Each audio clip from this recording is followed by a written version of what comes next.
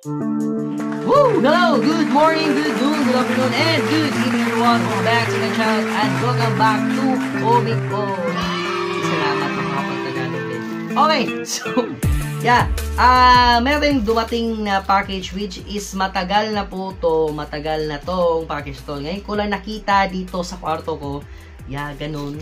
Nag-receive lang ng package tapos hindi na pinakialaman at nandito pa rin sa loob ng orange na basket na to. Basket ng pack na to which is from Shopee Express. Okay? So, open natin to para makita rin kung ano. So, Comico. So, expect this is a comics. Okay? So, let's go. Gamit ang cutter na to. Let's open or unleash. Let's go.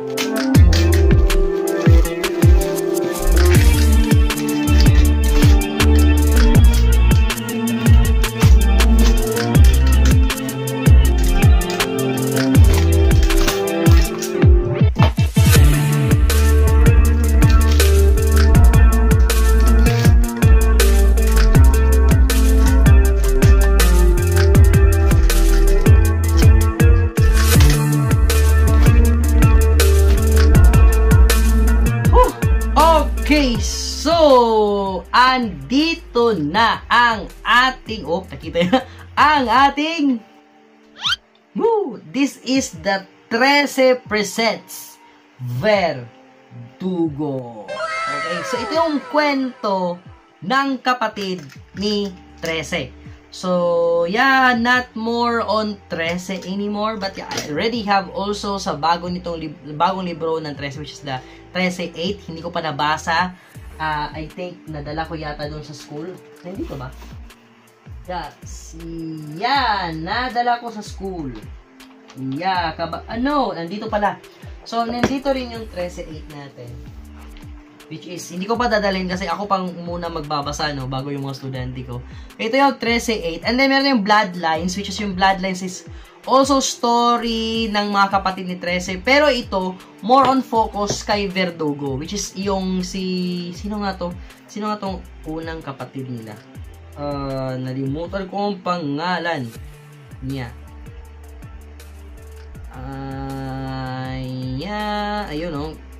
Ayun, nalimutan nga. Okay, basta, siya to. Okay. So, si Verdugo, siya yung pinakaunang anak ng 13 clan na hindi siya babaylan pero isa siyang warrior. Talagang warrior, literal. Takot na takot sa kanya ang mga nilalang ng kadiliman dahil hindi siya naawa, as in, puro away lang talaga yung nandito. Pero, ayun to sa story na to, kung ganun pa rin ba yung kalalabasan nito. Okay? I think meron din ditong story na nagmula sa kanyang nagmula sa Bloodlines. Yeah. Sa tingin ko. Hindi na sa tingin ko, talagang sure. Kasi nandito yung nakita ko tong first part na to I know na kasama to sa Bloodlines. Yeah, this is from Bloodlines. The first unang story dito is from the Bloodlines.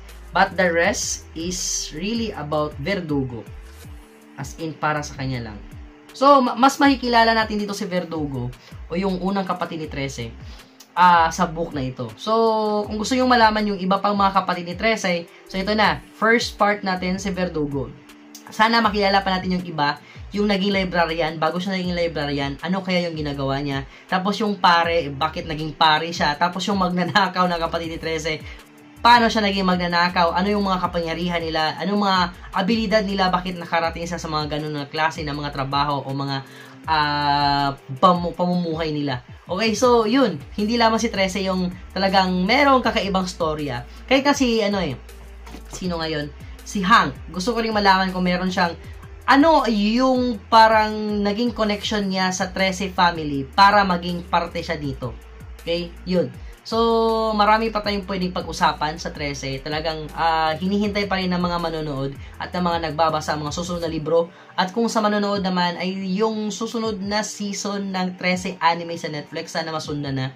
Sana lang kasi talagang maraming maghihintay. Okay? So, ayan muna sa ngayon ang ating 13 Presents Verdugo. So, kung gusto nyo makakuha ng itong libro, punta na kayo sa Shopee. Marami sa Shopee. Meron din sa I don't know if meron din ba sa Lazada, pero sa Shopee ko ito nakuha. This is worth 425 pesos, meron dyan. Pero worth it ang 425 nyo to collect this kind of books. Nakasuporta pa kay Sir Budgetan at kay Sir Cadjo Baldissimo. At dito naman sa Verdugo ay kay Sir JB Tapia. Yap, siya yung gumawa ng story. Siya rin yung gumawa ng ng drawings or ng illustration kay Verdugo. Pero edited siya by Budgetan. So talagang binasa ng mismong creator ng 13 yung story na ginawa ni Sir JB Tapia bago ito nilaunch as the Verdugo. Okay? So napakaganda, napaka-nice.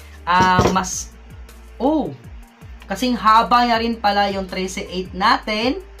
Which is yung 13.8 natin ay nasa 530 pesos din.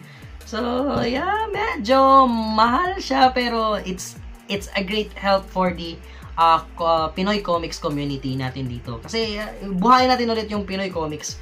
Hindi tayo puro lang Marvel at DC yung alam natin ng mga comics, okay? So, meron tayong mga Pilipino comics na magaganda rin. So, yeah. So, ito lang muna sa ngayon. So, I don't know if gagawa ko ng review nito kasi alam naman natin, I don't know if masasabi pa ba akong masama or pangit sa libro ng 13. Tested by time na, napakaganda ng 13. Talagang focus sa Philippine mythology at sa mga cultures natin. Kahit na nga napunta pa sa ibang bansa yung story, pero still, Pinoy na Pinoy pa rin yung datingan. Okay? So, ayun. So, ikaka-proud talaga natin kapag merong ganitong klaseng comics na namamayagpag na at nakikilala na kahit sa ibang bansa. Okay? So, that's it for now, guys. Thank you so much for watching. At kung nagustuhan nyo ang ganitong klaseng contents natin at video, please do consider to like, share, comment, subscribe, and please hit that notification bell para ma-inform pa kayo sa mga susunod ko pa na videos. Okay? So, kung hindi man review, maybe reading, siguro, video reading, para malaman nyo rin kung anong story to sa loob ng ating Verdugo. Yeah. Okay, so that's it for now, guys. Thank you so much. Good morning, good noon, good afternoon, good evening, and good night. Jake Lapa signing off. And Comico signing off. Bye!